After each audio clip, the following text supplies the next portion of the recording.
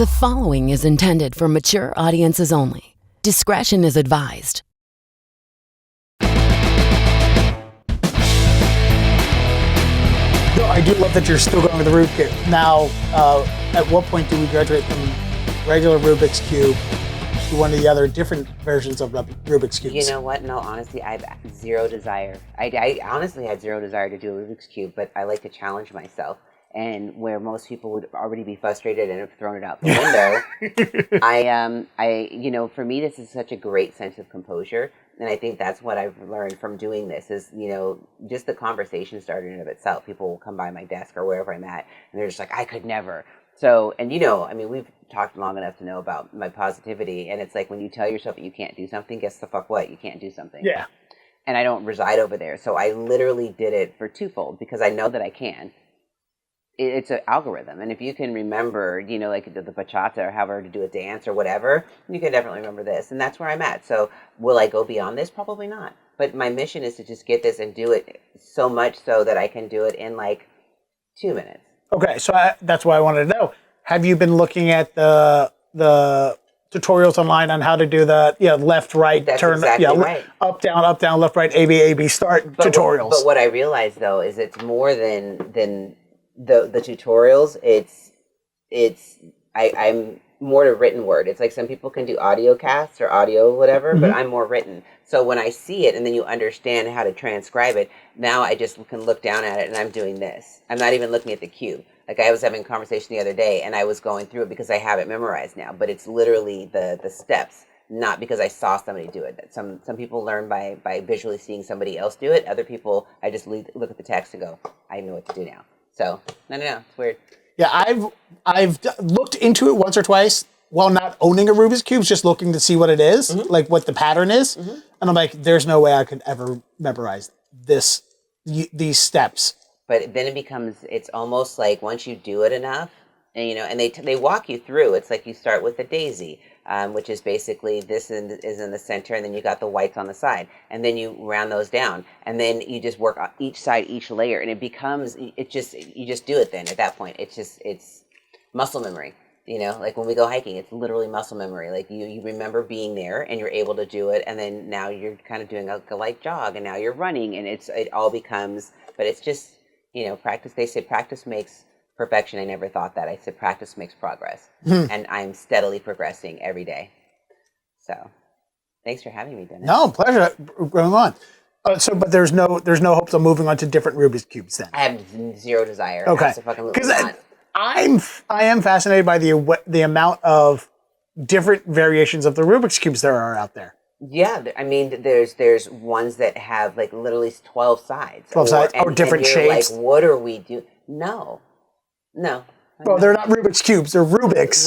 Right. Triangles exactly. or pyramids or whatever. Yeah, absolutely zero desire. And that's okay. I mean, you also know your limits, right? Yeah. I think when I was a kid, I polished off like a 64-ounce bottle of Old English. And it was at that point, you didn't know it was going there, did you? And then it was at that point that I said, all right, I've done it. I don't have to do this anymore. And that was it. So I do what I do. I do it to the best of my ability. I conquer it, and then I just move the fuck on. Right. Well, let's start with the beginning because I gotta say you're kind of a mystery in that you're super open and very personable with people, but also at the same time there's a lot of mystery to your background. Like there's not a published history of Tia J out online.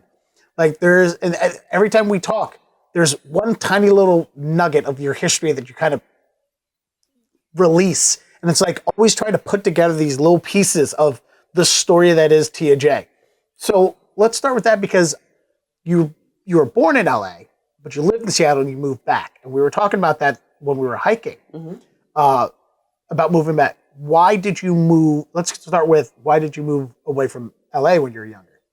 It wasn't a decision of my own. I assure you, I wasn't like 5 years old. Like, Mom, let's get the fuck out of here, bro. That was not it. My mother was looking for work, so actually she was following her sister up to Washington. So her being born in Spokane, moving down to LA, finding out that it proved to be a little challenging. and then moved to Washington State, and then we went up there, and that's kind of how I got there. And it was interesting because you're raised in a predominantly black area, and then we moved to a predominantly white area, a la the way I speak. I was going to say, you went hard pronunciation on the H in white. Well, quite, because it's WHITE for sure. Yeah. And then just grew up there. That's just where I did the rest of grade school, and then middle school, and then high school, and then I got bit by the acting bug at 19. Well, it's interesting that you related to it. It was like, I moved there because my mom was looking for work. Yeah. I was just talking to a guy yesterday who was like, yeah, I moved to the Poconos and this or that, whatever. And we're talking. I'm like, you didn't move to the Poconos. Yeah. Your parents did. That's exactly and dragged right. you along. That's kind of a different story. It's not like you chose the Poconos. Like sometimes you have to, like I grew up in Baltimore up until age 31. Mm-hmm. So I was in the same city my whole life. So I don't know that lifestyle of moving. You know, I just know the world that I grew up in. Mm-hmm. You know, so it's always interesting to hear other people who have that. I grew up in different neighborhoods, especially someone who is of color. Yeah. Having to live in a neighborhood like that is, in your case, devoid of color. Like in Baltimore, I never realized how diverse of a neighborhood I grew up in until I left and started finding out, or started living in cities that were lacking diversity. That's exactly right. That's crazy, right? Because you're so used to what you're used to, and then all of a sudden you don't see anybody that's what you're used to. Yeah, I remember I've always heard people joke about seeing a black person for the first time when they were a kid and being confused, and I'm like, how do you remember when you were 3 years old? Yeah. You know, and they're like, oh, no, I was like 15. I'm like, how did you go? You know, I had a roommate that never lived amongst people of color until college. Yeah. You know, that's a very common story for people. That is. Was there, I mean, you were still young. At what point was it that you realized that ethnically you're different than the rest of the people around you? Because for me, I hate to be like the one like, I don't see color. Yeah. Like, I hate to be that douchebag, but like growing up in the 80s in Baltimore, I watched 227 and, Good Times and all the shows.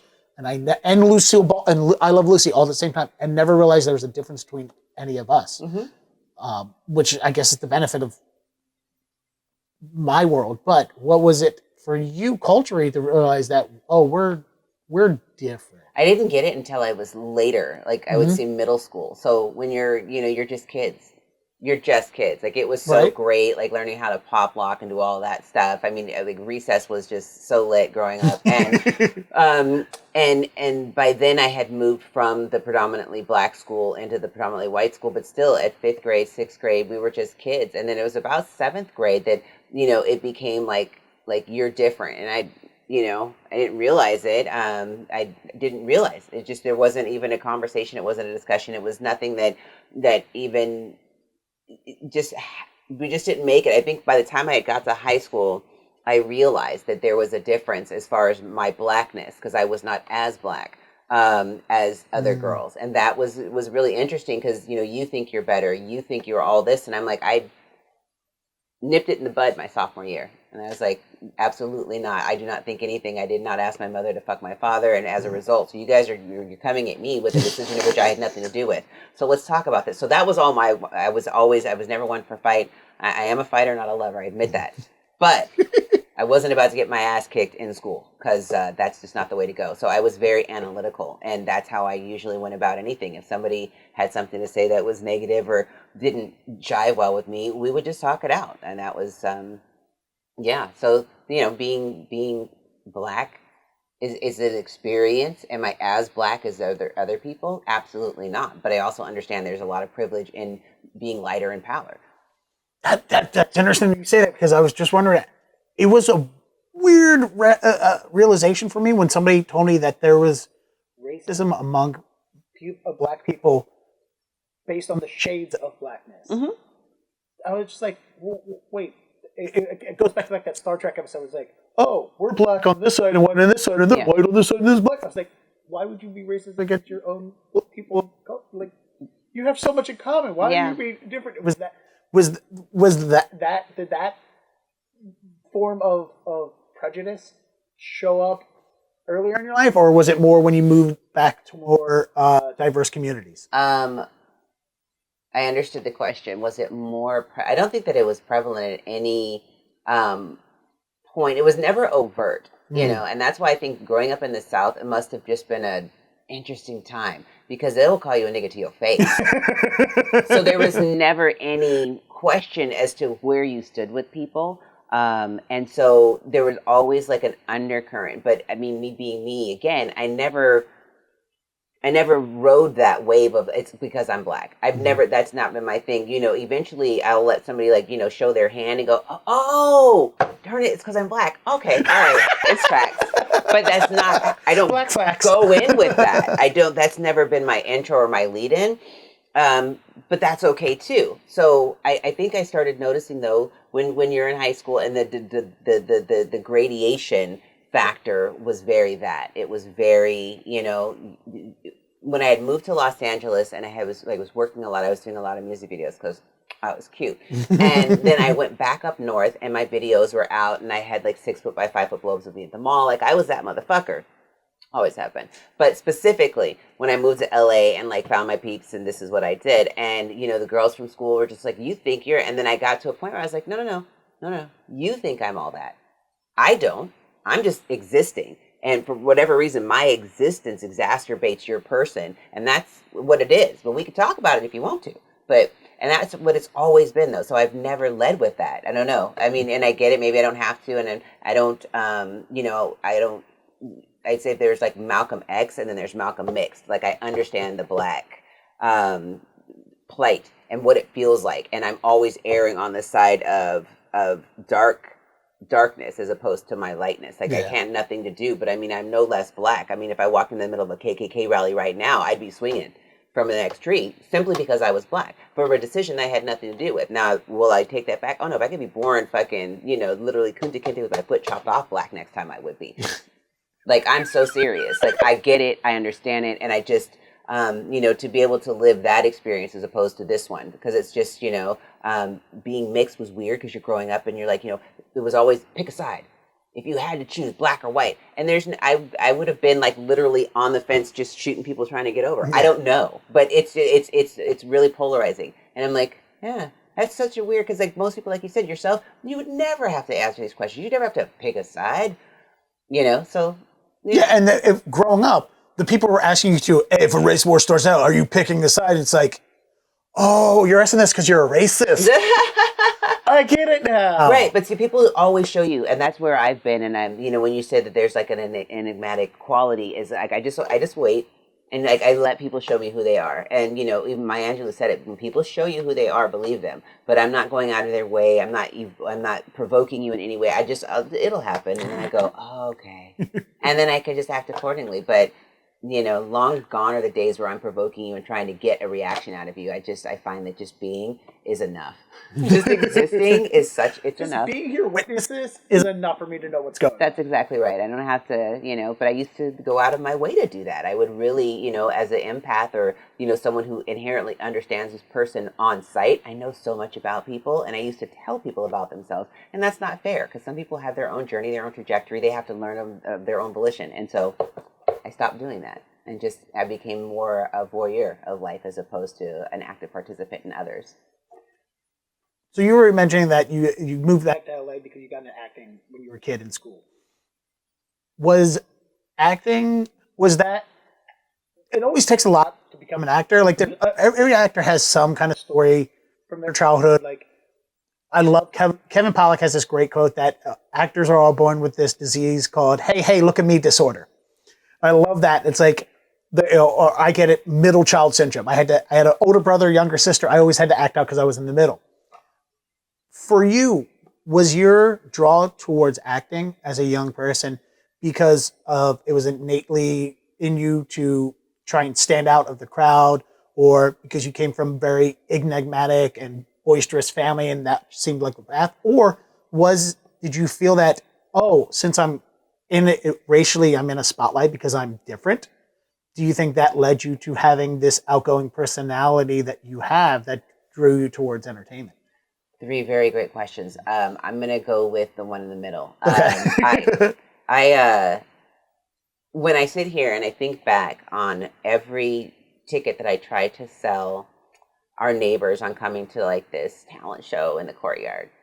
So there was an inherent need to perform. Always. I was always on. On my way to school, I used to walk by like ivy bushes, and I would go like this to the leaves because that was my audience. You're high-fiving the bushes? I was high-fiving. Like, seriously, that was like, ta, ta, ta, ta, and then if I'd miss one, I'd come back like this. And so there was a part of me, even as a young girl, that knew, like, this is this entertainment thing. Now, as far as getting bit by the acting bug, I was an extra on a Dick Donner film. They were shooting at SeaTac Airport in Seattle, and I, had my luggage, and I was just in line. And as soon as I got there, Sylvester Stallone was scoping me. I was like, too short, anyway, and moved on about my business. Oh, it was very like, and I was like, where do you do this? Where can I do this at? And you guys are paying me to stand in line. This is fucking amazing. So that's what made me come to LA. And then I was just, like I said, was cute. And they were like, are there more of you in Seattle? Like, what, all of this? And my hair was just long down my back. I mean, it was just the right time for me to come.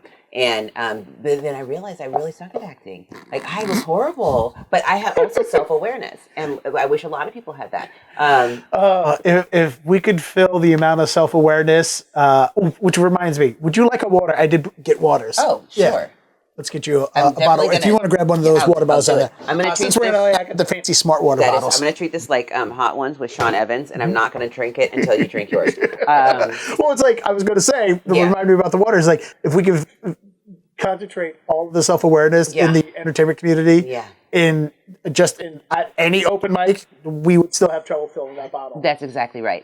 But that for me, it was one of those things that I just, the whole memorization process and embodying someone else's words for a character that they envisioned, like that was too daunting and too much of a task. And I understood and I respect what actors do wholly and completely. So I never wanted to diminish it by, trying to toss my hat in the ring. Fast forward, I'm 51 the fuck years old. I get it now. Like I've done some stuff. I was up for a little award for some stuff. So I get it today. But you have to have discipline. You have to have an inherent, and then also like a learned understanding of what it is that you're doing. What is this process? And like Lily Strasberg's of the world. Like there are places where you can go to learn these things. And I was like, no, I'm good. I'll just do comedy. And that's how I got into stand up, because I'm funny as fuck.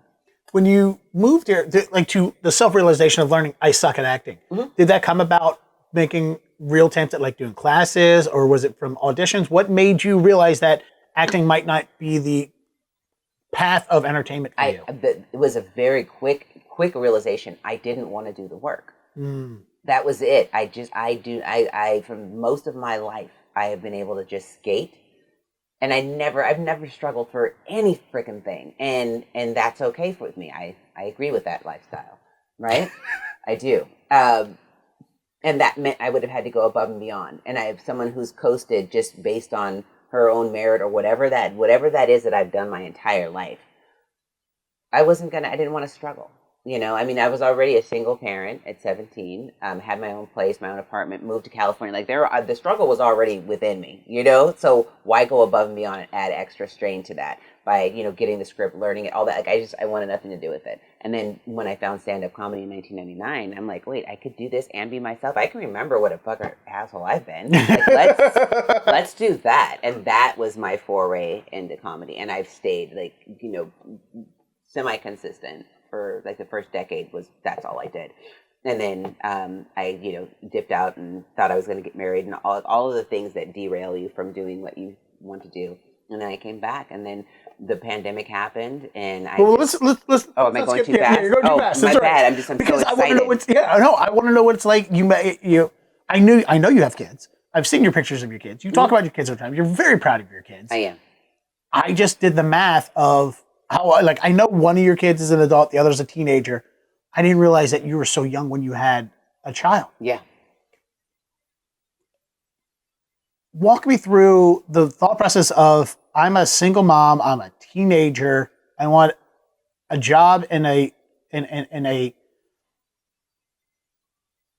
career that is nearly impossible to maintain, and you're going to move to a whole different city to do all of that. Walk me through what the realization that got you from 17-year-old with a baby in Seattle to moving to LA and that process, because I can't imagine leaving. Like when I moved to Boston, I moved because I had the job. The amount of people that move and don't have a job and they're just like, I'll figure it out when I get there. Yeah.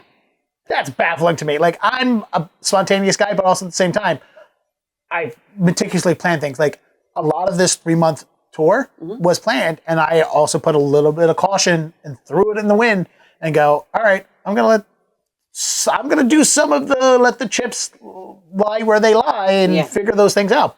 But I could never do that. So what brought you into, like, what was it? What was 17-year-old Tia thinking, and you know, what made her think that this was the path for her or the right idea? Yeah. Well, being a young parent, I remember being at Denny's with my mom, and I was talking to her, and I remember having a conversation, something to the fact of, if I ever were to get pregnant, I would keep the baby, knowing that I could have an abortion, because obviously it had been legal to go ahead and take care of that, and I'm vehemently pro-choice. But for me, if it had happened, so I don't know if it was, like, but anyway, it happened. I have my daughter. You said it at a Denny's and it came to life. Boy, I say, be careful what you ask for. Never make a wish over moons over Miami. I remember this conversation distinctly. And then now, a little bit of the backstory. My mom married pretty well. So I didn't struggle. Like her third, fourth husband, one of them, was the last one that I remember, was really, really particularly, you know, he was very stable. And as a result, I was very stable. So when I was, as a young parent, my only mission was to take care of this baby. I didn't have anything else to do. Like I would get up and I'd breastfeed and I'd watch soaps and I'd watch a recap of the soaps at 3, and I'd breastfeed, and that was my, you know, so being a parent, a young parent at that, I just didn't have a lot of the struggles that a lot of people went through. So I can't speak to what everybody else went through. I can only know my thing. Yeah. And it was really easy. Like it was, you know, it just wasn't a challenge. And so my coming to Los Angeles, when I got bit by the acting bug at 19, I came and scoped it out first because I had a bunch of my friends. They all moved down here. And we're talking, if you're 19, this is what, late 90s? That's exactly right. It was 90... But also think about moving to LA now in 2025. Yeah. Oh, I can look up apartments. I can look up Airbnbs. I can do all that, all my research online. I can Zoom with people. Apartment building. It was so simple. Like, okay, so this is what I'm talking, Dennis. I've never thought in my spirit that I wasn't going to be whatever the fuck I wanted to be. That's the basis of who sits in front of you. I've always known that I get to do whatever the fuck I want whenever I want to. Because even if there was somebody out there that told me that I couldn't, I would be like, why would you lie to me? You're a liar. And that's okay. I can understand. But that's never, no. Like, I understand the word no, and I understand it doesn't apply to me all the time. And I just, or you know, back in the day, no's were little yeses wrapped in negativity. Like, I'm going to do what I'm going to do. And I've always done that. So getting back to how I got here, I had gotten bit by the acting bug. I came down. And I had done an audition. I got a couple of music videos, went back up north, and was like, I'm going to be there. Now, the apartment building that I moved into was a very Melrose place. So all the apartments faced the pool. There was a bunch of Buddhist strippers. Like, it was such a weird, you know, there was eclectic mix. Oh, it was the absolute best. And so my mom had actually had my daughter for a year and some change. So I was able to come down. So I was always going back and forth. Between here, LA and Seattle. And then I collected her and she came down and I went from a studio apartment. So you were down here for a year, working, living. That's exactly right. And your mom was helping you watch your daughter at the time, who was 2 years old. That's exactly right. Okay, so it's great that you had that stable family support to be able to let you help change your genes. There's no way I could have done any of this if I didn't have that kind of a support, you know, and that's what I'm saying. It's like because I've had the upbringing that I've had and the support that I've had, there wasn't. No, what does that mean? What does that mean? You know, it's so well, and it's not to be stereotypical, but that not having that kind of support system is unfortunately prevalent in the people of color community. Yeah, well, my Especially mom's Black white, community. so Yeah. I think that also, even though she said nigga more than any person I've ever met in my life, like when she said nigga so much, it was so, I didn't even realize it wasn't okay for a white person to say it. Like, it just rolled off her tongue like, good morning. What's up, nigga? My friends would walk in the house, so I never thought it was like, and then you get older and you're like, oh, okay, Kathy, weird. But, yeah. I didn't know, but now I know. Knowledge is power. All right, so just to paint the picture for people who were not around in the 90s, living in LA, what was the casting and auditioning process like? Like, I know because of newspapers and stuff like that. Now you look all that up online, you go to websites and stuff like that. How did you try to find out the procedure to getting in those audition rooms in the 90s? Right. Well, word of mouth is the biggest thing. I mean, we still had pagers, we had telephones, right? So we didn't need the internet. Go figure. And if I may, I want to utilize this opportunity because how I was in Seattle in grade school, and there was another person at New York University who knew that Richard Gere was gerbling. This was before the internet, but collectively we all knew this. So whatever that was in the ethos, somehow me in 5th grade, this person in college, we knew this same tidbit of information. That's what I looked at before cell phones and all of that stuff. It's like you just knew you're networking. It's like when I worked at the mall. I knew the person that worked at Sbarro's Pizza knew I worked at Payless Shoes or Volume, whichever you want to call it. So they would come get some free shoes. I would go there, put them in a bag. They'd come I get free pizza. Like, it was like this underground network and that's how it is in the industry. You keep going and it's like this person knows this person. And if you know people and you meet people, and I'm a little outgoing, so I've met so many different people. And if you need, I did casting for a second. And the reason being, I know so many different people, and like, oh, you got somebody who looks like this, and then you would just get on the phone and call people. That's what it was. It was literally just picking up a phone and calling people, but just being in the mix of it. And I've never been shy about it. Like, that's how you do it. It was just word of mouth. Do you think your confidence helped you a lot in being able to continue having your job in entertainment, comedy? We'll get to talking about behind the scenes stuff. Do you think that beyond a shadow of a doubt? I mean, the only reason why I got booked on, I would say, 90% of the music videos, it wasn't just because I was cute, but I was also outgoing. I would take it upon myself to, when it's 3:00 in the morning and we're at Universal Lot and it's so cold and people are like dewy from the mist of sitting outside on a Whitney Houston music video, I'm keeping them going. So, and again, that's what kind of segued me to comedy. I'm like, if I could keep these people entertained and it's 3:00 in the morning and everyone is tired and they're pissed and they want to go home, but I'm like, hey, but that's just always been something. And so I was like, well, how dare I not share? Well, it's great to hear somebody else says that, because one of my the way that I got through the few years when I was doing full-time acting and comedy, like 2018 when radio decided they didn't need me anymore. And I was like, oh, well, this is a sign of destiny that I should become a full-time entertainer. Is that I was luckily already SAG because of the radio job. So I was like, oh, now I'll just do the acting side. And to get good with Boston Casting, I knew the best way to get on their good side is to be seen by them as much as possible. Well, there's only a couple ways to get seen. Take acting classes, take auditioning for the camera classes, and all these classes that are $400 or $500 a pop. And I'm like, I don't have that kind of money. I just lost my job. Yeah. Well, what do? Oh, they have a free Q&A with the casting directors. And that's what I did. I went to every month. They did a free Q&A, and every month I went, and I didn't just go. I have a question. Exactly right. I have a question, and then every question is, so is a chance for me to tell a joke. Like, so out of curiosity, when are you guys going to start hiring other people for roles instead of Tony V? I see, you know what I'm talking about. We're joking. Okay, high five. And what happens is you do 2 or 3 of those, and then you show up to cattle call auditions, and you're in there with 50 other people, and they're walking by like, okay, and they're doing what?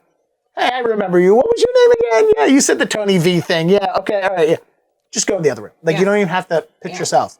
And so that was, and it got me, I mean, it didn't work out well with the acting stuff, but they kept pushing me for a lot of different roles. When there was like, hey, only send us your 10 favorites. I got into that 10 favorites. Like when Mark Wahlberg did Spencer for Hire or Special Confidential, they literally brought in 20 people. It's like there is no information being released about the casting yet. They wanted our 20 favorite people to come in here and they wanted to meet you real quick. And I got in that, still only doing background on it. And I did like 6 days of background, but that paid for over a month and a half worth of rent for me. Why didn't the acting work out for you? Because you're such a talent. Here's the reason. One thing, most of what Boston casting, there's not a lot of acting work in Boston. There's a lot, but not a lot, if that makes any sense. Okay. In that the acting season is April to Thanksgiving, and that's it. And it's mostly outdoor shoots because that's the only time the weather is almost acceptable in the Massachusetts, New England area. Mm-hmm. There are small, limited productions that go. So you're fighting against everybody. And majority of the things that they're casting for, either most of the principal stuff they're getting from LA. Right. And sending them to Massachusetts. Right. So the other acting roles there's some background, there's some day players, and and a little bit of commercial work. All the commercial stuff is non-union. Ah. That's one of the problems they're finding is the commercial stuff still is a lot of non-union. So that excludes me as being it. But the problem, and we talked about this, and I know this, being the one that stands out is what hurts me because most of the work is background, which I'm fine with. Right. I'm okay with doing background work. Right. It's $27 an hour, 2 free meals. My only expectation is don't fall down and don't look at the camera. How about that? And if they ask me to fall down, I get to charge them more money. That's exactly right. Or and now becomes a stunt. And there's smoke and all of that. Boy, I tell you. Yeah. I love all the tiny little pay bumps. Yeah. But so there was a thing. The people that do casting, like Boston Casting does most of the background. They do a lot of the stuff. And like everything they put me up for that was more than background, I just didn't get for whatever reason. Right. And then when it came to background, it's like, here's the problem. You stand out too much in the background. You're too visually noticeable. So that's what I'm saying. But now that you're contemplating moving to Los Angeles, now you get to, like, now is your time to shine. To, like, really, give this, I hope, that this acting thing, like, a fair shake. Because if you have all these people telling you. Part of the plan of moving here is to, hopefully when I save that nest egg, is to move back here and become full-time entertainer again. Obviously diving into comedy, diving into acting. And also the reason why I've stopped acting right now is because of the pandemic. I fell behind on my SAG dues. I've been slowly, if I wanted to pay all the money I owed, well, here's a little trick for everybody. The reason I got into SAG was because of radio. Because Screen Actors Guild and the American Federation of TV and Radio Actors joined, merged. So I had to work at this radio station in Boston, I had to be in AFTRA. Right. Because we are a union shop. Yeah. Some radio stations aren't union. So when that merge happened, they had to try and figure out how to deal with the people who need this for a job and the people who are actors. And so one of the things they came up with at the time, the initiation fee for SAG in LA and New York was $3,000. In Massachusetts, they just raised it to $1,800. So they're like, it's unfair that we have to make you pay an $1,800 fee just to come to work every day. Yeah. You have no option. Like, you can pay $400 a year to not be in this union and not get health care. Or you can be in the union. So what we've decided is you get a $200 initiation fee on the grounds that you don't ever act. Oh. If you want to start acting, you have to pay the full initiation fee. And everyone, when this whole thing happened, everyone was like, yeah, that's fine. Except for me, who then loses his job, but I'm still in the union because SAG is a union for life. Yeah. I was like, all right, well, I'm going to act. So I got a year and a half worth of acting before they realized I didn't pay the upgraded initiation fee. Got it. Nice. And just before the pandemic hit, that's when they realized the clerk, I think somebody ratted me out. They realized the clerk was like, hey, you owe us $1,600. And then because of the pandemic, I missed a round of dues. Right. So that $1,600 became $200. $200 became $2,400. $2,400 became $3,000 at some point. And I was like, all right, I can either throw $3,000 on a credit card or I can slowly pay it back over time, which is what I've been doing because at the time of, if I max out this credit card to pay off the dues, there's not any acting work right now. Right. Because it was COVID the only acting work that, like, the amount of Law and Order I could have done during the pandemic in New York, every week they're like, hey, come do Law and Order. But the two biggest problems, when I wasn't clear with SAG because of that, which one day of working would have, 2 or 3 days of working would have cleared up my. So is this hindsight that you're talking now? But the other big problem was every job was test on Wednesday, come back and film on Friday. And that's just not feasible living in Boston without a car. Right. Busing back and forth 2 days in a row, trying to find somebody in the middle of a pandemic. And then also I had just gotten a sister. Yeah. So I couldn't leave her with anybody. Yeah. And we hadn't trained her yet to be on public transit yet. Mm-hmm. And so I was fine with putting acting on hold for all the couple years that it took to get to where we're at now, a couple $100 away from Good paying for it you. off. Good for you. Yeah. So that's the plan, is get all that and then move here. And part of moving here is, creating relationships with people that I know are in the industry. Mm-hmm. So when I take the plunge, I have a network of people to hopefully help me navigate being a full-time person. Also, there's always giving tours at Universal Studios. Yeah, damn right there is. I used to think about that too, because my first apartment, interestingly enough, was right on Hollywood Boulevard in Orange. So there's the Man Chinese Theater. It's something different now. But it was a studio apartment, overlooked the street. I could see Hollywood Boulevard just if I looked out. And it was such a crazy place to live, like for my very first apartment. And when I tell you, it was $395 a month. A year. Picture it. Hollywood Boulevard, 1995.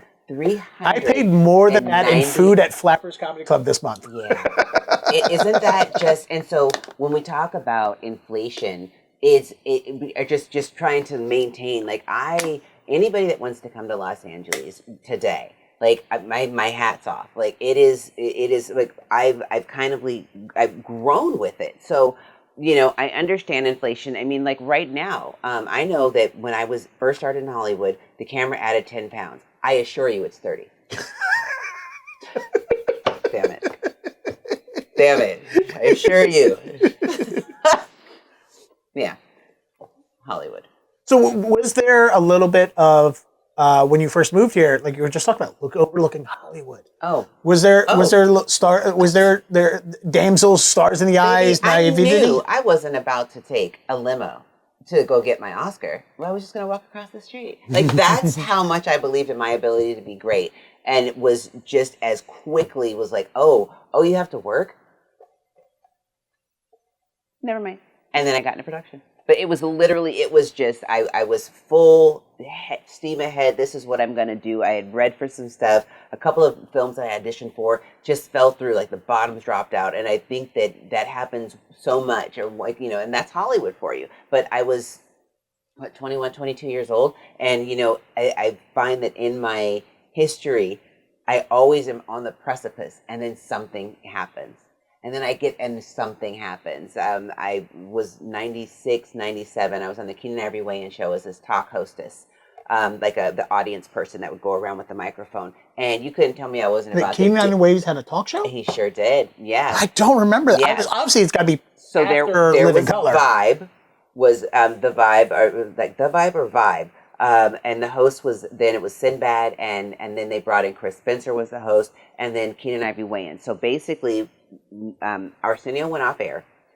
Then they created two different talk shows. Now Bobcat Goldthwait set the set on fire. Right, barely remember that. But so then Keenan Ivory Wayans had a talk show, and this was from 96. 97, when was it? I want to say 97, 98. It wasn't on for very long. Like the rumor has it that he wasn't even told that the show was canceled. It was just, don't let anybody from that stage come on to Hollywood Center Studios. It was the weirdest cancellation. I believe him and his wife were actually vacationing in Hawaii. And just don't worry about coming back. It was such a weird, but again, this is just words. I don't know. Nobody ever came to me and was like, Tia, this is what happened. But you couldn't tell me that as a result of because hosting is my jam. I love it. And I'm on the microphone. I'm being funny. I'm being cute. All these things.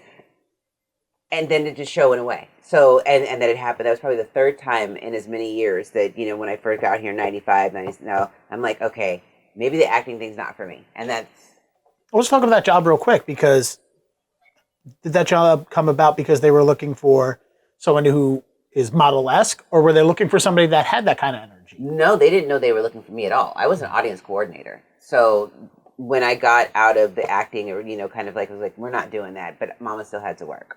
So I got into this on-camera audience company. So basically, all the game shows, all the talk shows, they have people that come in that usher, get the crowds ushered in, set them right there. You do pick the pretty people, set them up front, that kind of a thing.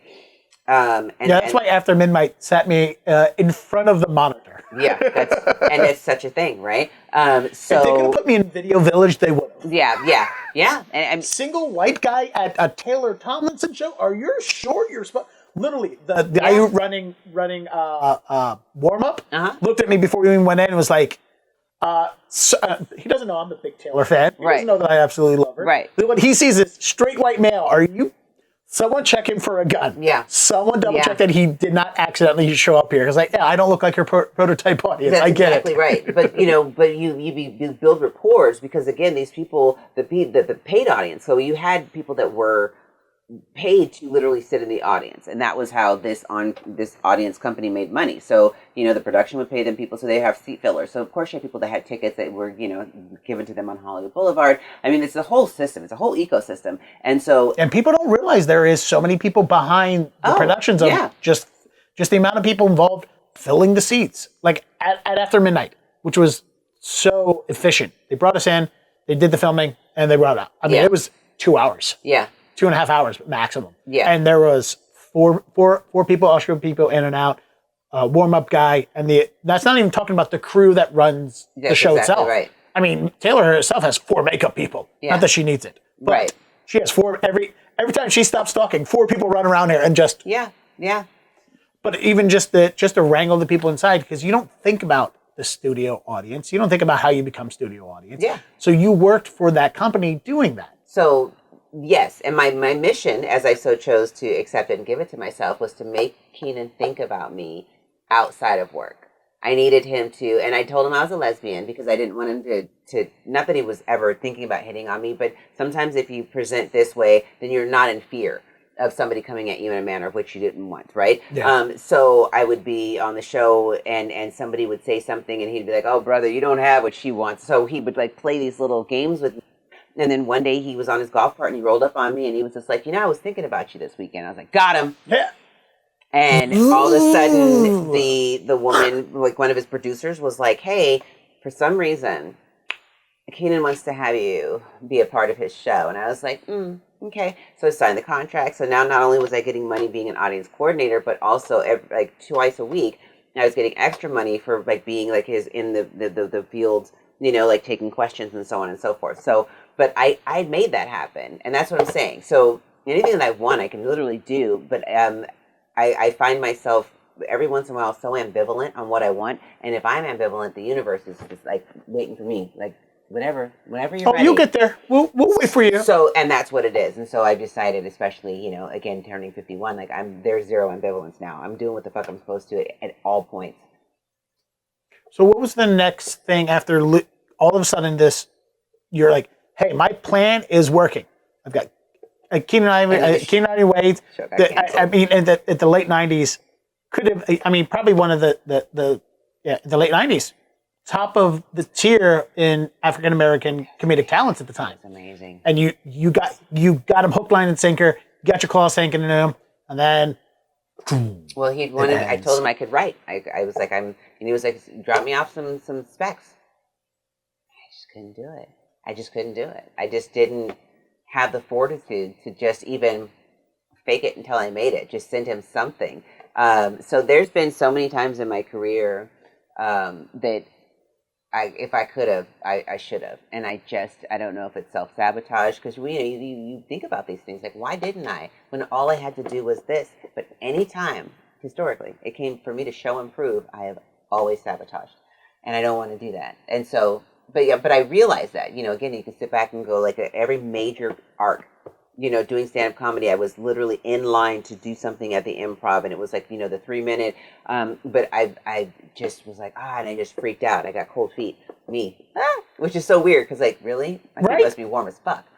No, I just, any semblance of success and just, I think what Hollywood can do to you and what I've allowed it to do to me is you're thinking about the other side of the game. Now, instead of just get there and deal with it, my thought is, but what if? What if this does work out? And that's even more polarizing to me than what if it didn't work out. And so I've since done it and I understand what that is, but I didn't understand that before. So I was constantly, I would get to the precipice of some greatness and then just fuck it off. And I don't know.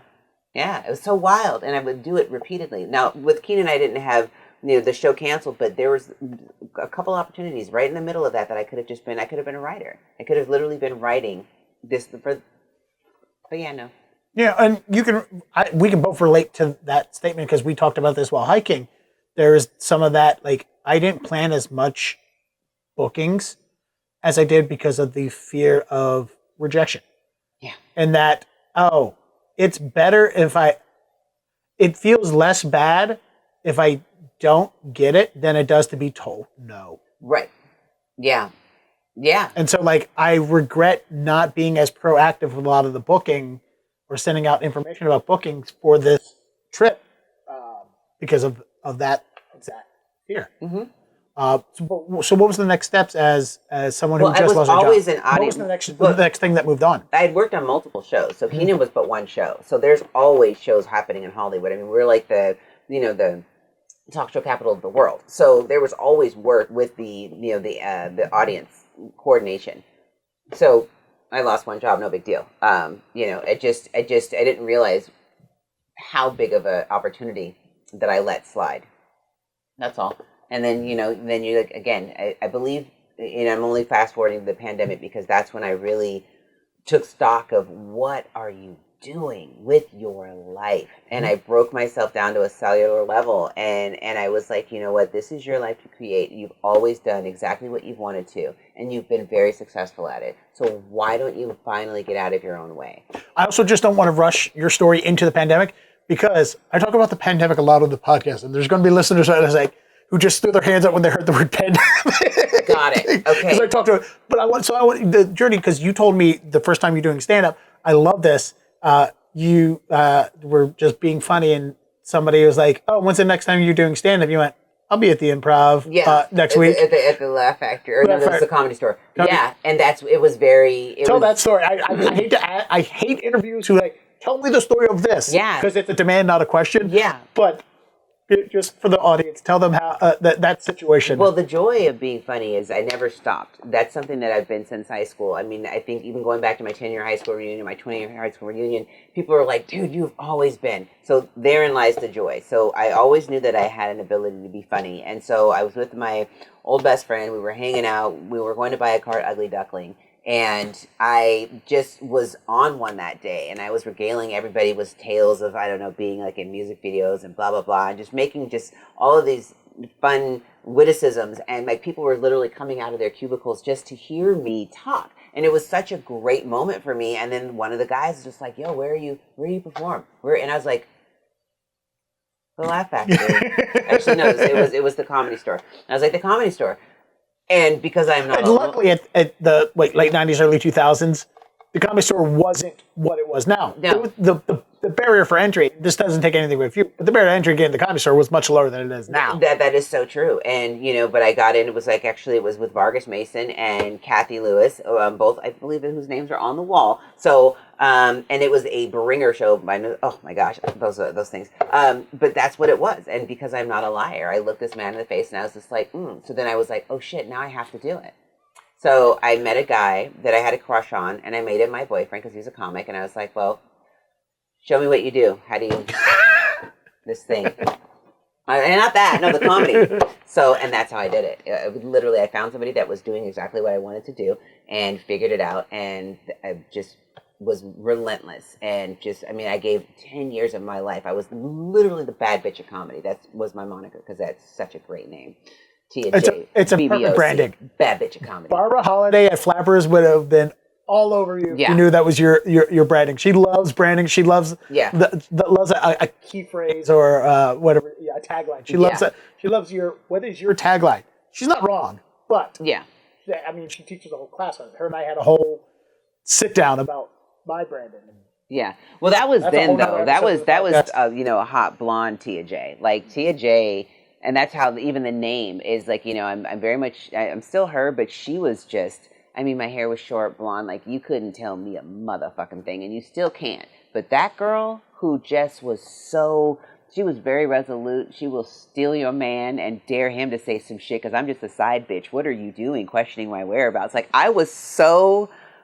Yeah. So it was so great. Like, I mean, and I played back some of my old shows and just, you know, and I had such a fervor and I was so matter of fact. And like, again, you can't tell that young girl shit. So I find that being out here and trying to figure out what's going on. And sometimes you just, I didn't have to worry about anybody dulling my shine. I did it myself.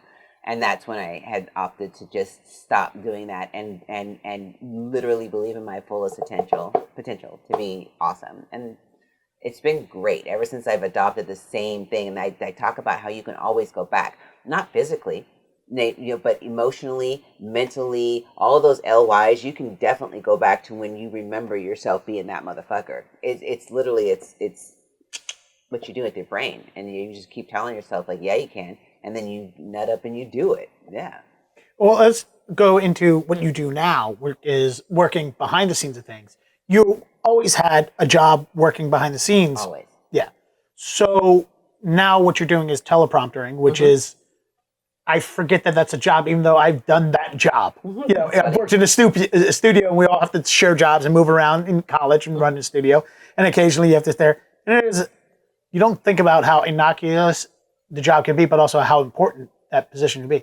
What got you into teleprompting? What was the event that got you into that particular position? That particular position. Because nobody grows up to go, I want to run a teleprompter. I want to be a teleprompter operator. You sure the fuck don't. People who are listening to this don't know what a teleprompter is also at that same time. Okay, well, you know what? We'll talk about it. So I was at one point in my life producing movies, and the director of photography on the movie just so happened to have a side business. Now, this particular director of the film was so egregious that the crew met for about 12 calendar months of Saturdays just to talk about this guy. Like it was it was SMC, it was Saturday morning coffee. We would all come together and just talk about this shoot. It was just, oh my gosh. Oh, so any who's or whatsers, the gentleman who owned the teleprompting company was also the director of photography, and he was just like, hey, you know, I've seen how you move. You're analytical, you're mechanical, meaning you can build things, but you're also technical. You can do the computer. Would you be prompting or interested? And I'm like, no, I'm doing movies. Right? And then, excuse me, I'm a comedian. Yeah, well, no, I wasn't even. Well, I was a comedian, but at that point, I had even parlayed. I'm a star, and I was like, I'm not doing that. Like, I'm producing films, so. And then I wasn't producing films anymore because, again, with that director, we were falling out. And I'm like, oh, well, shit, this is, hey, homeboy, what you got over there? What are you talking about? And that's what ended up happening. He showed me what to do. I, much like stand-up comedy, I gave it everything that I had, and I got really good really quick. And basically, in a nutshell, it's providing words for people to say. So I work a lot of press junkets. I work a lot of commercials. I work a lot of award shows. I work just events where people want to honor different people for those kind of things. And so I just scroll a mouse and the words appear in front of the camera. And if the person knows how to prompt her correctly, they look like they're absolutely not even reading. You don't see their eyes tick because Mama's so professional. I'm able to put the margins in just today. It's just, there's such an art to it. And that's one of the reasons why I love it. Because if you don't know, you don't know. And any gig that I've ever prompted on, you don't even know they're reading prompter because I'm doing my fucking job. And for those, telepromptering is literally, if you watch the news and they're staring right at the camera and telling entire news stories, it's because of people like Tia are running the script on a reflective screen right up the thing so they can read it. And it is not easy on both regards because not only are you reading, you're reading and actively listening. Mm-hmm. And you're also having to think ahead about what's going to come up next. Mm-hmm. And then for the person sitting there, you just said that moving your eyes. You don't realize that your eyes do this when you read sometimes. Of course not. And it's, I love watching somebody who's teleprompting, and you'll see they'll like trying to turn their head, but their eyes are still going over to the teleprompter. They're like, I'm over here trying to talk and look natural, but I'm still reading these words. Yeah. Well, again, being in this industry, I've been done 15 years. I've been prompting safely, and it's been an amazing journey. But like as you said, I would just put an eyeline monitor over there. So you know what I'm saying? I will never leave my talent in a lurch ever. And if they sometimes I realize people don't know what word, or they'll forget a word, I just drop it down to the next line so then they see it. You can be staring dead at something and just not see it. So yeah, it is definitely a talent, and having done it for so many years, I get to pick my clientele. It's very rare that I work with people that I don't know, because I'm a bit of a personality, and you can't tell me my job. I'm not like any other thing out here. If you even utter, I get really, really territorial about my shit, and you don't have to worry. You got to worry about everybody else. No, I got this.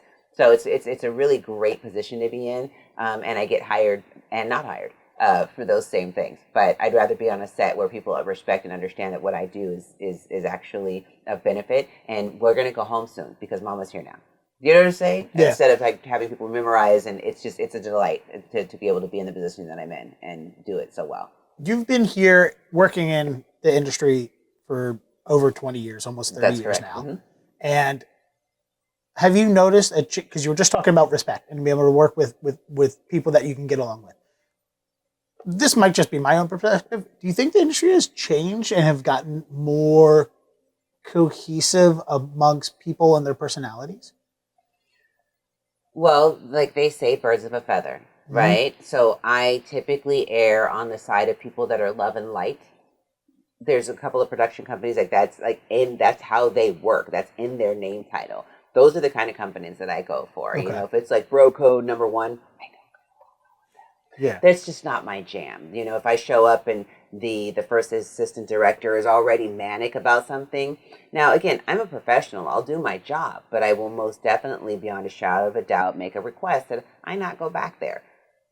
Because it's like nothing in life is so pressing that you have to be an asshole. Yeah. Number 1. And sometimes you run into those people. And I'll tell you a quick story, because this one I was working on a commercial. And it was just coming out of that particular period of everybody's life where we had to be home for a while, not saying a word. And we're back at work, and people were still wearing the masks, and the person's just like looking at somebody eating some chips and was just like, and I'm like, okay, first of all, it's an individual bag. What are you talking about? So then he runs up to me, and he was just like, prompter, we need to make some changes. Okay. Alt, A-L-T. And I stopped, and I put my hands on my keyboard, and I said, I'm sorry, did you just spell alt for me? And he was like, well, yeah. And I was like, well, heavens, what would I have done had you not have spelled the word alt? My good. Pray tell, go ahead, alt, A-L-T. And he was like, well, you're a smart ass. And I was like, better that than a dumb one. No, but go ahead, alt, A-L-T. He's telling me what I need to know. Immediately after that scene, I text my boss, and I was like, hey, yo, boss, I might not be back. But I'm going to tell you what had happened. So fast forward a few months, my boss sends me an email or a text, and he was like, hey, the production sent you an email with some alts. A-L-T. Alt. And that's why I love my boss first and foremost, because that's the person who understands me and knows that, like, I'm good. I got this. But that was, I don't know, it could have been the day. It could have been alt. A-L-T. Yeah. And I was like, this is my job. This is what I do. This is what I do well. Like, people hire me, so I don't have to be told how to spell alt. But you don't know that. So fast forward a few months, and I'm actually get, the address to go to this set. And I'm going back to that same set. And I was like, ah! So I see the guy, and I was like,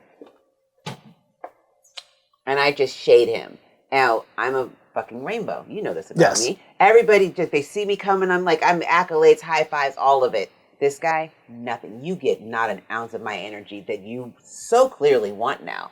So much so that he hit me up, and he was just like, hey, just so you know, there's a Keith Brothers job that I tossed your head. I'm sure you'll get it. And I was like, okay. All right. So now every time he sees me, he's just like, hey, and I'm just like, hey. Like, so it's just, but yeah, I no longer, I'm not in the era of acquiesce anymore. I don't have to. And I think a lot of times, going back to the race thing, a lot of times being black, we were told that you have, know your place and you've got to be over here and don't be the loud black person or da da da da. Now you're going to get these vocals. My voice has been high up here or come down low when I mean some business, and you're going to get all of it because it's all encompassing. It's all me. You should see my fucking porn search. It's all over the board. It's all over the spectrum. And that's what I'm saying. So, yeah. And he got them vocals that day. That's an awesome story. One of the reasons I brought that up is because when I started doing the background stuff, it was Equalizer 2 with Denzel, and they're filming it in Boston, and I just said the word extra, as in I'm just one of the extras, and the AD who was working literally stopped and went, no one here is an extra. You're a background. And he made a whole speech in front of everyone. It's like, everyone listen up. I just want everyone to know, no one is an extra here. We do not employ extras. Nobody is here by accident. Everyone's here is on purpose. You're doing background, which is pivotal. And I was like, all right, that was weird. Yeah. And then it followed on other sets. And I noticed this weird cultural shift, at least in my experience, where people try to be more respectful of people on set, especially when it came to like I said, background. And I've completely eliminated the word extra from my own vocabulary. Because I'm like, well, if the people in the industry are saying this, then that is how it should be treated. And it is so counter to what we think of being on set, where it's like high toxic environment, high stress and stuff like that. So I was like, has this been a cultural shift in the industry itself? Is it a small shift in these people working in this section of the industry? Or is it the New England film community became robust enough to only employ the people that treat other people with respect? Because I can honestly say, I, working in movies, worked in radio, worked in TV, I've never been overtly disrespected as I had when I moved to the AV corporate world. And I was flabbergasted when after the pandemic, I had, just before the pandemic hit, I picked up an AV tech job at a law firm that immediately set me off of the world of disrespect, because I was getting at the age where, just like you, I don't need to do a job where I'm being disrespected all the time. Absolutely. I don't need to put up with that. And I vocally was like, you will not talk to me that way. And that didn't go over well, which was the problem. Really? The boss I had at this job was spineless as fuck. And so the pandemic hit, and then I go back in the corporate AV because I don't have anything else. And luckily these AV jobs have just fallen in my lap. And it was at a series of hotels, and it's like big, huge corporate hotels, like the convention. I'm literally across the street from the convention center in Boston. And not only is this disrespect coming to being turned towards me and my coworkers, I'm watching freelancers. When we have freelance companies come in, they're just being dressed down and talked to and yelled at by secretaries. Oh, yeah, no.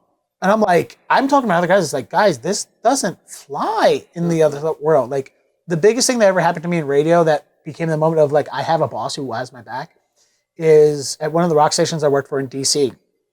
My primary job was remote broadcast engineer. So one of my jobs in radio for the longest time was anytime we wanted to do a radio show from outside the building, I was one of the guys that go and sets that up and does all that. Gotcha. It's a very technical job. A lot of expensive equipment. And we did an event, and a bunch of things went wrong.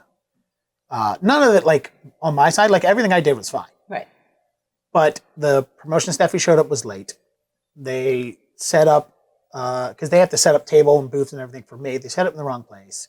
There was an argument about that. Talent was late. Talent missed a break because he was off doing something, and I sent people to go get him. They didn't do the job. And it was right in between program directors. Like, one had left, the other one hadn't come on yet. And so after the event, I just wrote an email to the acting program director, like, hey, just so you know, this is what happened on this event. Here's a list of things. And I got yelled at by her in the email. And she goes, since you mentioned your boss, because I said, Tom said this, that, or, Tom said that I should probably let you know that these things happen. Well, since you mentioned Tom, I'm copying on this email so he can see all the bad things that you said.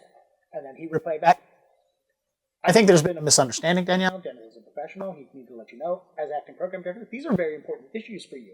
Dennis will also not be talked to in that way or threatened in any which way, that stuff like that.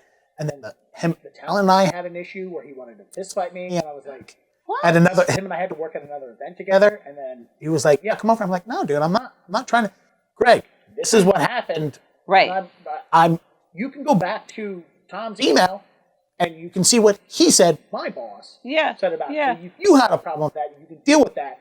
And then he goes, I don't want you ever working. So it ended up going, they're like, we don't want Dennis on any more of these remote events. And at this time, we did, as a company for 8 radio stations, we did upwards of 1,000 remote events a year. Oh my God. I did 100 events. We also had, 2 sports stations. So like every sports game, there was like, not 1,000. We did. But still, that was an impact on. Between me and the head engineer for remote broadcast, him and I alone did 300 events a year together. We had and that didn't even count the sports guy. The sports guy was doing over 100. So we did probably 400 or 500 remote events a year at this time. Now they do 5 a year. So they're like, we don't want Dennis on any of our events. And then the reply back after that was, well, unfortunately, Dennis has been scheduled in advance for a lot of these events, and he's going to. Going forward, if you don't want him to be, we will do our best to schedule someone else for them. But Dennis is an integral member of the engineering team, and he will be at these things. And if there's a problem, you can reach me. You can reach back to me on that. Yeah. And I was like, oh, thank you. Right. Like I was expecting when I got her email back, I expected to get dressed down again. And then he was just like, no, I'm going to stand behind you. Yeah. And so it's so weird in my 20s seeing that level of protection. Mm-hmm. And growing up, like, you're right, integral members. And I had other program directors at stations that stood by that. So even like not my boss, but the bosses of the radio station going, engineers are as integral to these radio stations as you are as the talent. They are more or less needed. Yeah. So you will treat them with the same respect you do your own co-hosts. Yeah. And that, for those first couple of years in radio, I saw all that and I was like, wow, this is not what I expected. Because I came from the restaurant industry as a teenager.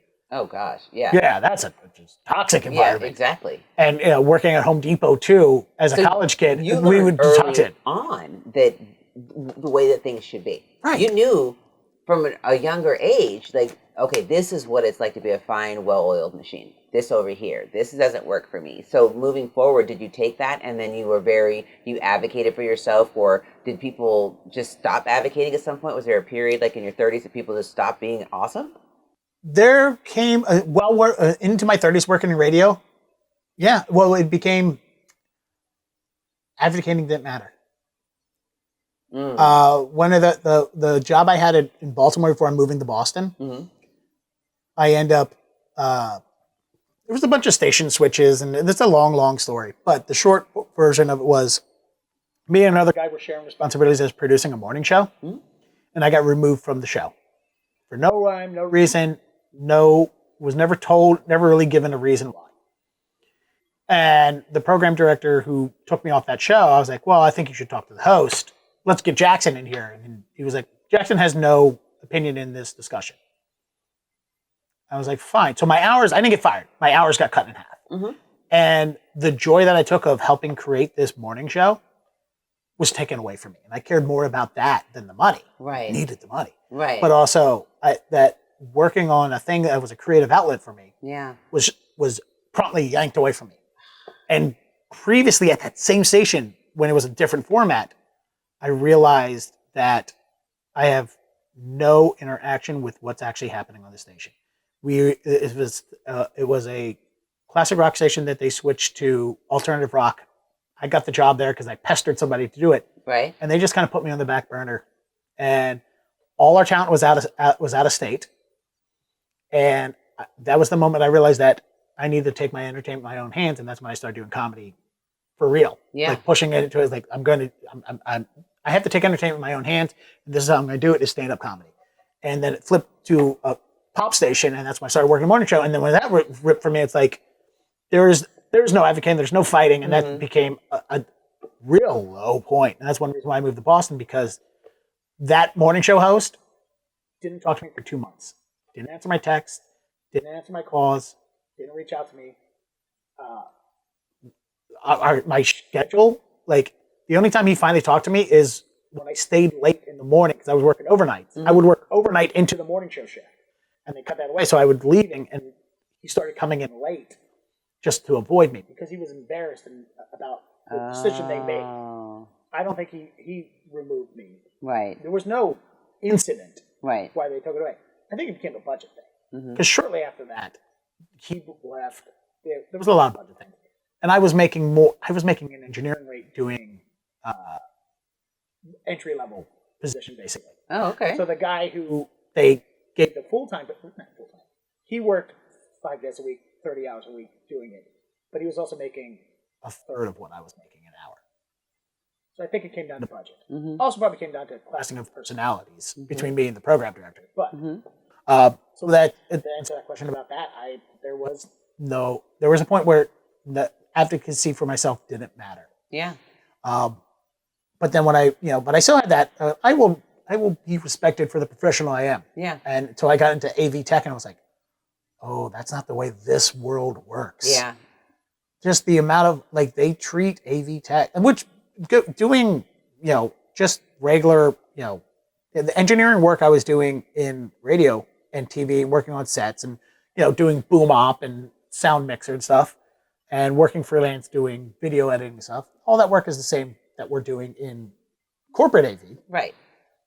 But why is there a different culture? So, because corporate America... Well, we do a lot of corporate events and that they need prompter for. So, but again, I've just been so #blessed that I refuse. If I dip my toe into a company and I can already see, unfortunately, there's so many people that work with our company. There's like 6 or 7. So, personality is a thing. I have to really like you to do my job. That's just it. And that's my bottom line. Like if I do not, and then I'm also, advanced. You're fortunate enough to work for a company that has a high clientele list. Unfortunately, the AV places I worked, they were the customer is always right kind of people. Oh, yeah, no, customers kiss my ass a lot of the times. And I'll be the one to be like, pucker up, bitch, because I'm bending over. Because I need right in the center. Like, yeah, no. But again, that's where the advocacy comes in. Like, I've always advocated for people, and people have advocated for me. And, I've never, well, obviously, between you and I, we know who likes her voice more. It's me. So if I get to advocate for you, I'm just doing it primarily because it's the right thing to do, but I also really like the sound of my voice.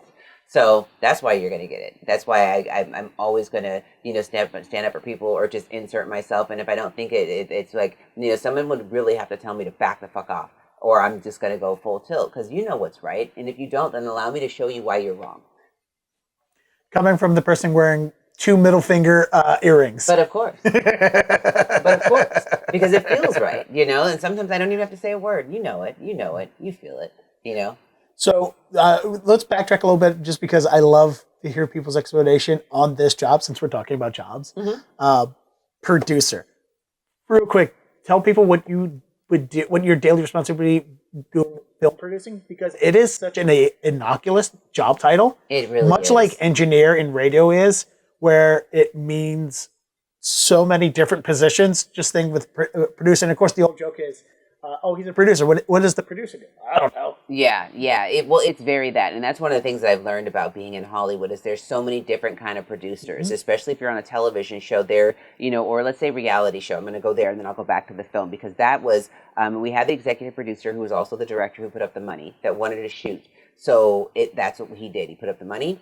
Executive producer, and I was a producer on thing, meaning I'm setting up, I'm doing a lot of the scheduling, like where are we shooting, what time do the actors have to be here, what time's the wardrobe. So it was a smaller crew, so I literally did a lot of the stuff that had you hired other people or if we had the money to, we could have got this project done. When you get into reality television, you have segment producers. So you have people that produce the whole show, the executive producers.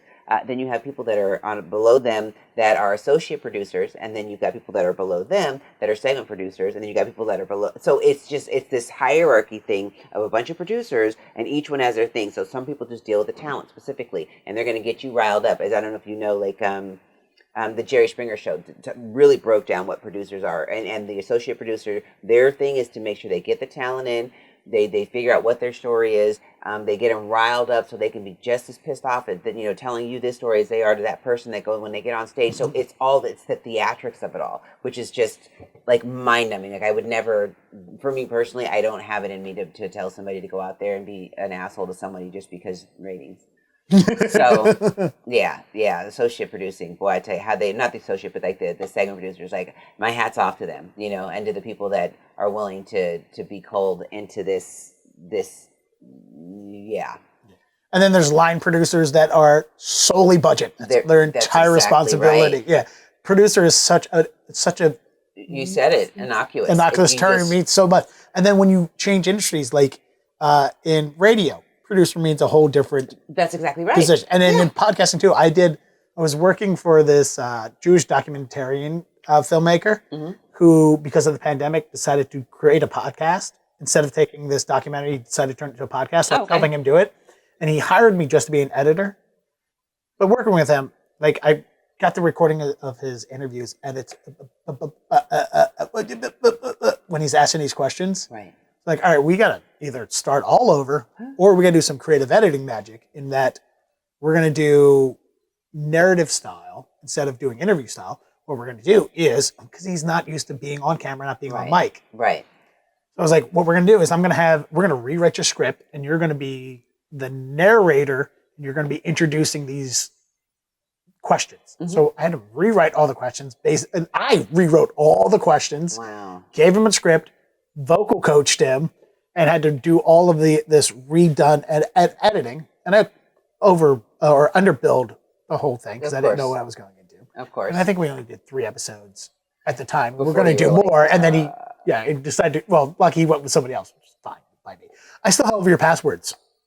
Anyway, but the when it came to crediting, he wanted produced by him, edited by me. I was like, really doing more of a producer's role, so they should say, the executive producer is you and produced by me. He's like, well, you're not a producer, you're an editor. And I went, well, I wrote scripts, I coached you, I did all these things. Yeah. In the world of, I get where you, in the world of film, think producer is a higher role, but the actual here in radio and journalism, I produced the show because I put all these elements together. It's like, I'll think about it. Oh my, okay. Which is like, I'm not asking you for more money. Yeah. All I'm asking you for is this actual real credit, just because that's the job that I did. Yeah. Which I'm fine. If you want to say no, fine. That's okay. But no, at the end of the day, I am right. That's exactly right. About what the title of my position is here. Just acknowledge that. But did he finally relent? I don't actually even remember because I never listened to them after they were published because he delayed the publish of them. So I ended up putting everything in and scheduling them, and then it became all right, I'll get back to you when we want to start recording the next 3 episodes. I was like, okay, feel free to take your time. Yeah. And when I looked back into it, I realized that he started putting out episodes and just hired somebody else to produce them. And I was like, that's fine. Now he's someone else's problem. Yeah, that's exactly right. He gave that woman, though, a producer's credit, though. I did know that. I may have gotten the producer's credit, but I do remember thinking, it's like, maybe it worked because he gave that woman, or he knew I'm looking for a producer now because this is the correct terminology. That's exactly right. Also, he made me COVID test like every week. I'm like, Hollywood was wicked with that. Like it got to a point where, well, nope, I'm not going to go there because we're not talking about the pandemic. No, we can talk about the pandemic. I just didn't want to jump in too early. I want to get people to like you before I brought up that you're my pandemic friend. Within we are pandy friends. But Catherine, we both know Scott and Catherine. Yes. And there was a point when Big Network brought me on, and Catherine's going to hear this, and she's going to call me about it. But she was like, you talk about the pandemic a lot. We're thinking about editing out pandemic from your episodes because we want them to be evergreen. I was like, I mean, go ahead, but the pandemic's never going to not be evergreen. It's something that happened. It literally is something that... I'm going to take this myself. Hello? And so basically, we can actually keep that in. So that was hey, are you available and this is who you're working with. So I have the option to be like, hell, fuck yeah. And it's a company that I've been with for like, I've done Super Bowl commercials with them for, like, I love it. I love this crew. Oh, good. Yeah. So. Yeah, and I did enough films at least where I started recognizing same faces in New England. And it always felt nice. It feels good to come to a set and just know people. Oh, yes. But going back to, we're not cutting the word pandy out, right? No, we're not cutting the word pandy out. But you were telling me about, I'll reset you up for the thing where I said, and I understand Catherine's point where she was like, hey, we want to try and say the pandemic less. We want to make this more evergreen, but it's also like every episode, I have not brought up the pandemic, but it gets mentioned every episode because I don't think we at the time realized the impact this was going to have on our lives and careers. On our lives, on our children's lives. Like, I couldn't even fathom what it would have been like to have been a senior. Going to high school? Everything. Like, my son was just going into kindergarten. So when the pandemic hit, it was brilliant because he was at home with me more than he was in school. So it wasn't shit for him. I mean, we found out, at first I found out I could drink so much wine. I didn't realize that I could, like, 3 bottles a day, bro. I was like, I'm surprised I was even eligible on half of those freaking Clubhouse. We'll talk about it.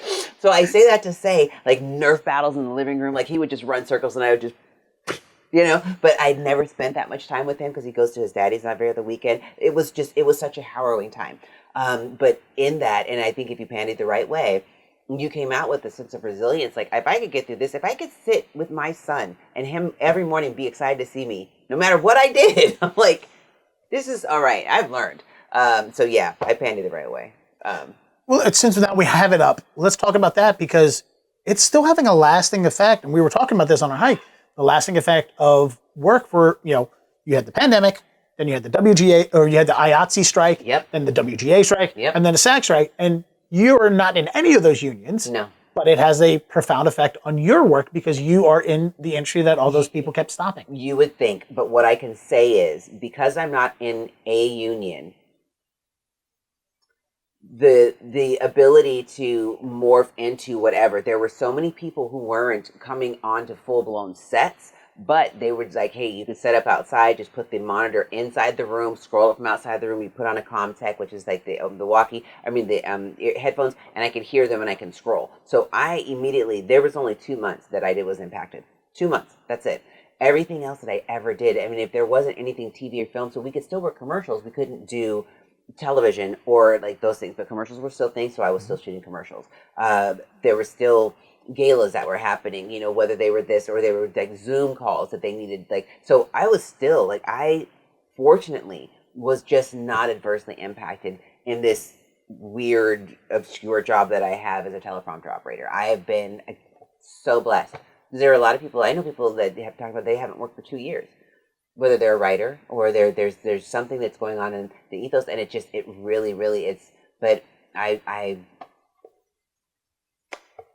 don't take that for granted. I happen to find myself always in a place of calm, and I'll get through it because I don't know any different, and I don't want to know any different.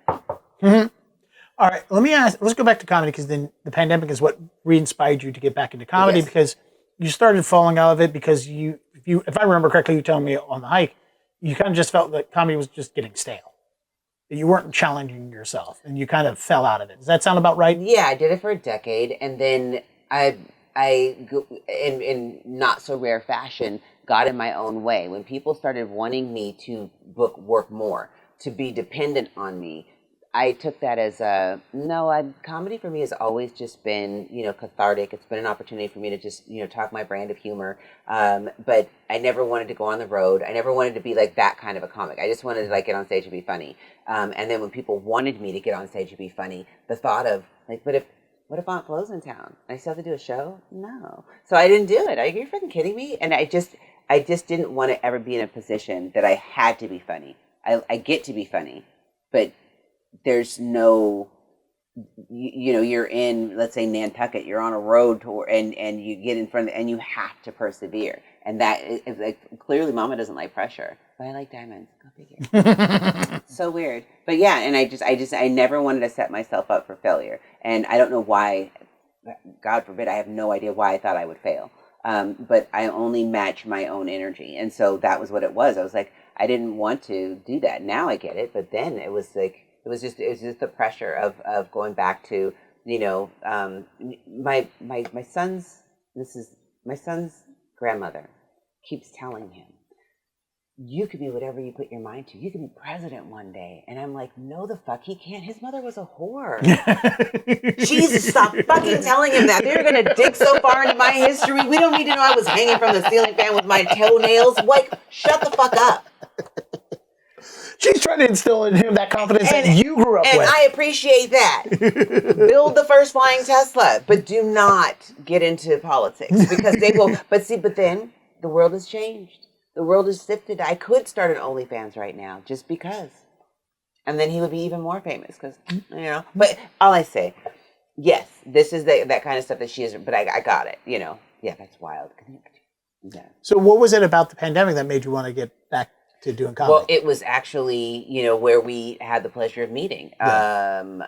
Being on Clubhouse, having somebody to talk to other than at the time he was like 5, like I can't even remember. Like he was just annoyingly young. Yeah, kids don't have kids. Like literally, and this is my PSA for parents. Anybody who's out there that really wants to have children, do it. Kids know if they were supposed to be here. They'll feel it in their bones. Don't have a baby. Don't. They have to be fuck yeah energy.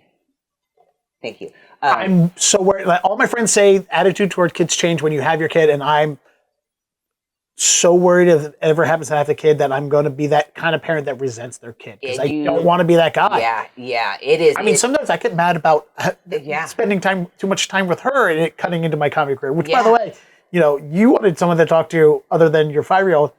I jokingly say the reason I got Sister as a foster dog originally was because I wanted someone to talk to that wasn't my roommate.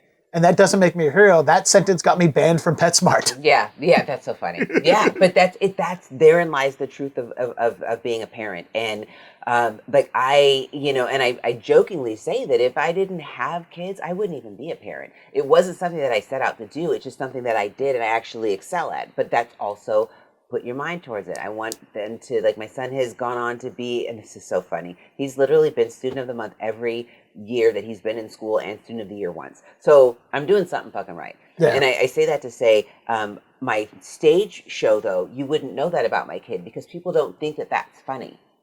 What man up there talking about, he was student of the month again. So I have to find these other things to talk about that are equally as irritating. Why are you 10 and you're still telling me you have to go fucking to the bathroom? Just go. Just go. So it's wild out there, but this is the role I've chosen as parent twice. All right, and I'm going to ask you this because this is a question that I hate to ask because I'm a firm believer in if you want to make things normal, you treat them as normal. So, in a world of if we want people to treat women in the comedy community as equals, we should just treat them as equals instead of having to ask them, what's your experience as a woman in the comedy scene as a thing? But this question, unfortunately, does highlight the difference that some of us have to go through. I think you're going to have an interesting answer because you grew up in a different home. And the question is, who growing up were your comedy influences? To me, I never saw a difference. I said earlier that I used to watch a lot of black TV shows and I watched I Love Lucy. There was a point in my life where I was going to grow up to be Lucille Ball. Yeah. Like, I didn't see a difference between her, me, and Groucho Marx. Yeah. So I had a lot of female comedy influences growing up. And I was a young kid on the playground when somebody's like, women aren't funny. I'm like, fuck you, Joan Rivers is hilarious. I don't know what you're talking about. That's exactly right. And I never realized that certain women don't have female comedy icons until I had a friend of mine, India Pearl, one of the early episode, like first season episode of the podcast. She told me, she's like, all my comedy influences are men because I never saw a woman do comedy until I did comedy. Oh, that's wild. Right? So for me, that's wild. So some people are also in that same narrative where they're like, oh yeah, I guess all my comedy icons are, Jim Carrey, Richard Pryor, George Carlin, and all these other people. And I was like, I guess I never realized I don't have female comedy icons.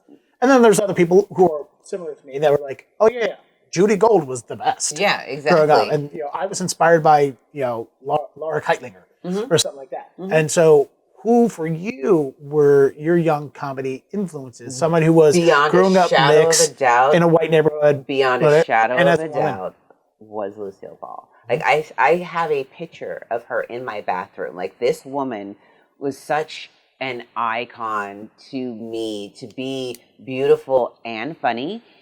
Because most of the people that did comedy, you know, most of the, like, you know, you're talking like Roseanne Barr or what was the other one? Phyllis Diller's.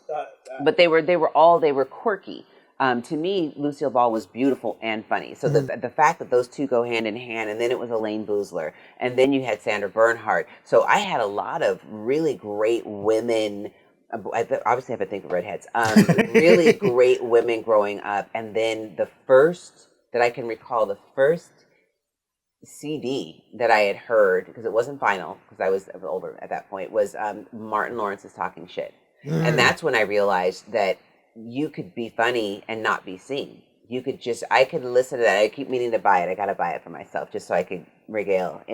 But have your nostalgia. So flipping funny, and I couldn't see him. So yes, we know we have the Eddie Murphys and we have the, you know, but his stuff wasn't necessarily timeless. You can talk about like the Honeymooners today, and people are like, what are you talking about? So while I love Eddie Murphy and I love what he did for comedy, I love what he did for SNL, but there was a lot of stuff that was just, it was just for that time period, like Mr. T. And so I understand what Catherine was talking about things being evergreen. It's important to just, you know, that you could put something in, but then therein lies the nostalgia. Only certain people, like when you do comedy, it's for that person. It's not for everybody. And so you see like the paradigm is, it's like, you know, what I do comedically is for everyone if they want to listen. And that's it. If you don't want to, you don't have to, you can cut it off. But it's very that. And I say, so starting though, again, Lucille Ball is at the top of, and then of course there's the George Carlins and Mitch Hedberg. I mean, my God, his bit on rice. Just there's so much yummy, you know. And then as I grew older and started being, you know, an avid listener of Paul Mooney, and then you're just understanding, like, you know, Dave Chappelle and Cat Williams. Cat was actually the one who put me up the most when I first got started in 1999 at the Inglewood Park Casino, where he was Cat in the Hat. So it's such a long lineage, and yeah. You're zoning out on me. No, right, I'm listening. No, I'm also watching Sister's leg tremble because she's having dreams. She's doing the most. She's doing the most. Stop trying to usurp me. But yeah, that's great. That I love hearing that you had these influences that you knew so strongly and felt about, because some people don't have that. I love the certain times when somebody said something and some old 80s late night comic, the memory of watching an old late night comic come to mind. Like the one that always pops up that just makes me laugh to myself is, do you remember the show Growing Pains? Mm-hmm. Kirk Cameron? Mm-hmm. I always get Family Ties and Growing Pains conflated. Well, yeah, with their Michael J. Fox and then Kirk Cameron. So Kirk Cameron, their show had a spinoff. You may not have remembered it, called Just the 10 of Us. Mm-hmm. And it was the coach and his wife and their 10 or 8 kids. Okay. That coach guy did stand-up. And I remember as a kid coming across one of his stand-up bits, and this is the dumbest bit, and I'm going to do it right now. It's super dumb. And it's just that, this is my impression of a typewriter.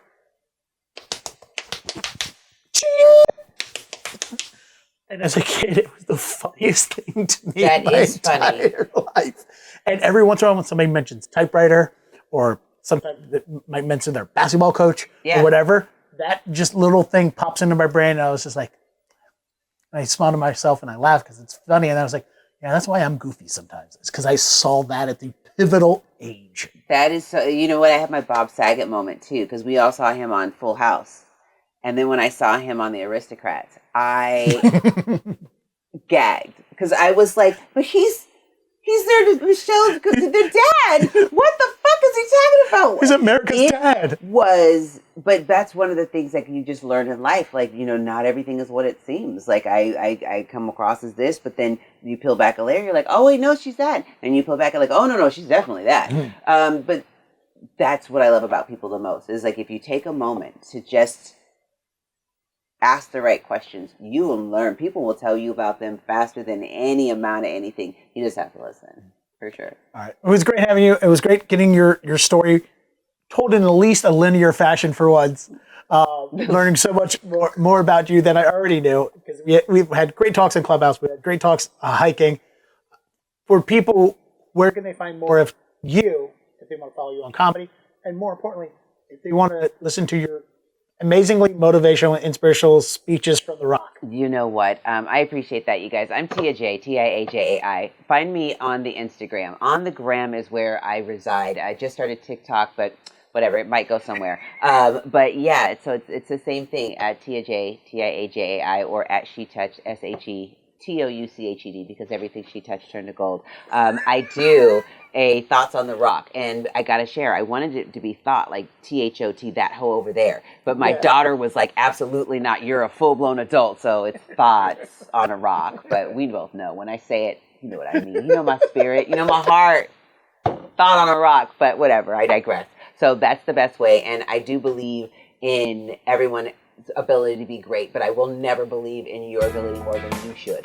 So there's that. So come get these inspirations, come get these quotes, and hang out. Great. Go. Awesome.